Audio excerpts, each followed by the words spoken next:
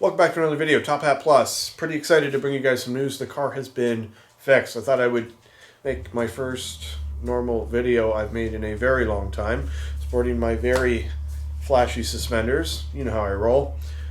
The car has been fixed. It is running, and it is running like it never happened, which is pretty much what I anticipated. I had a handful of issues happen all at the same time. A quick recap. The engine coolant temperature sensor was going bad. So I would park the car and the fans would run for 4 to 5 minutes after I would park the car and shut it off. So at times I would unplug the fans so that it wouldn't put straw on the battery, because my battery was 6 years old and needed replacing and I couldn't afford to replace it. So this was, in my brain, the best way to preserve the battery. I plugged it in, I hit the road, I got caught in traffic. It was about 3 degrees Celsius, so like 38 degrees Fahrenheit, so above freezing but quite cool, which means the car should not have any issues operating. I was in this traffic for over an hour before anything went awry. The engine coolant temperature sensor was working at the time. It did show that the car was getting warm, and a small amount of smoke started trickling out of the passenger side hood vent. And I panicked. I got off the road, I shut the car off, I popped the hood, I realized that the fans weren't clipped together, I clicked it together, and I got in and I tried to start the car, and that's when I caused damage. Couldn't get the car running. I ended up flatbedding it to my girlfriend's, and then I ended up flatbedding it up north to King Boss Quads, where some very great guys helped me out. This is one of those scenarios where I have always tried to be nice to everybody and help everybody I could. I did a lot of DD rides from the bar all over town, trying to make sure everybody made it home for like a year and a half. And then when it came full circle and my car was up there broken, these boys sprung into action and they got it sorted. So I couldn't be more thankful. Taylor, Brennan, Nick, all you guys did an absolute banger of a job, and I couldn't be more appreciative. So let's talk about the damage.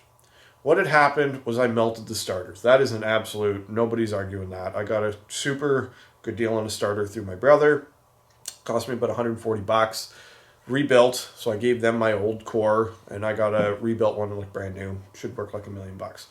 We used a floor jack that he had found in the parking lot of his apartment building, which had no handle. And we had to use vice grips to actually actuate it, because we need a little bit of leverage. We put it on a few pieces of cut 2x4 that he had sitting in his truck box. It was now below freezing because it had been a couple of weeks. It was getting pretty close to Christmas at this point. I know this story is just classic Bob. But we did what we did. We did what we needed to do. I removed the cat. I removed the exhaust manifold. We removed the starter motor. It was buried in there. Like, it's just not that much fun to work on, especially under those conditions. We couldn't really move the car. We were stuck against the side of the driveway, which had some railway ties stacked. Like, everything was bad.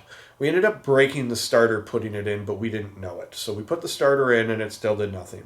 We didn't break the bolt that the main power line runs to. We broke the tab off that the communication line runs to. So, not the end of the world.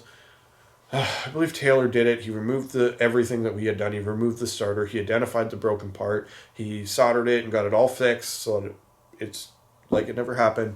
He got it all properly reinstalled. Still nothing. Once that was fixed, they then moved on to tracing the wires. It turns out I melted the main feed power line. So it was more than likely shorting out on the car, which caused it to blow some relays. So a few relays were replaced. The main power line was rerun and fished and wired into the battery, and the main fuse block up by the battery itself. Which, again, like, I'm not overly shocked, but it is what it is. It sounds like the car should have blown a fuse before any of that happened, but didn't. I don't know if because it's my car and it's such a well-behaved car, if maybe it was trying to pull one for the team because it knows that I'm not a huge fan of getting stranded. Anyway, once everything got replaced that was broken, the car fired right up. It idled for 20 minutes. The fans kicked on. The fans shut off. It went for a test drive. It got parked. Everything happens like it never happened. So the car is fixed. a lot of bad decisions on my part, a lot of I can't afford to make my payments, never mind fix it, and I still have to fix it because I still need a car.